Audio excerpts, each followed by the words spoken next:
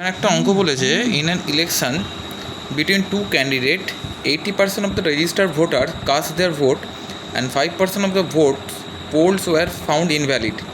The winning candidate got 75% of the valid votes and won the election by a margin of 1805 votes. How many voters were registered? মানে total যদি 100টা voter registered হয়ে থাকে তার মধ্যে 80 জন vote দিয়েছে, তার মধ্যে 5% ভোট ইনভ্যালিড হয়েছে, মানে 95% ভোট ভ্যালিড হয়েছে।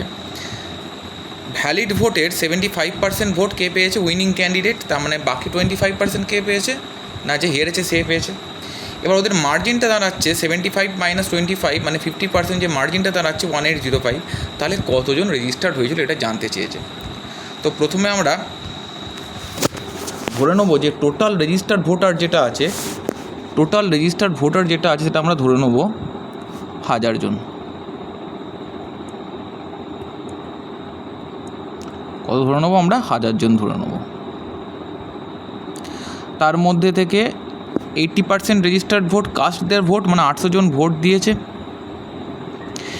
এর মধ্যে বলেছে যে 5% ভোট ইনভ্যালিড, তার মানে এই যে 5% ভোট ইনভ্যালিড বলেছে, 5% ভোট ইনভ্যালিড বলে দিয়েছে। তার মানে 95% ভোট ভ্যালিড ভোট। তার মানে 895% যদি করা হয় তাহলে যেটা দাঁড়াবে, শূন্য কেটে গেল, দাঁড়াবে 760 জন। তাহলে 760টা ভোট আমার ভ্যালিড ভোট। এই 760টা ভোটের 75% কে পেয়েছে? উইনিং ক্যান্ডিডেট পেয়েছে। এবং তার উইনিং আর যে লুজার তার মধ্যে ডিফারেন্সটা হচ্ছে 1805 ভোটের। তার মানে 75% যদি উইনিং ক্যান্ডিডেট পায়, 25% পেয়েছে কে? যে হেরেছে সে পেয়েছে। তার আমাদের ডিফারেন্সটা হচ্ছে 50%।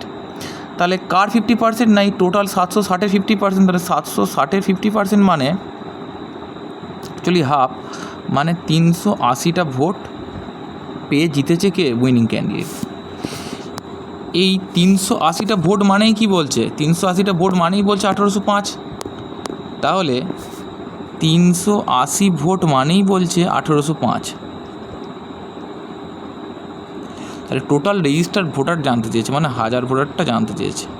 তাহলে টোটাল 1000 ভোটার মানে কত? 1000 × 1805 ডিভাইড বাই 380।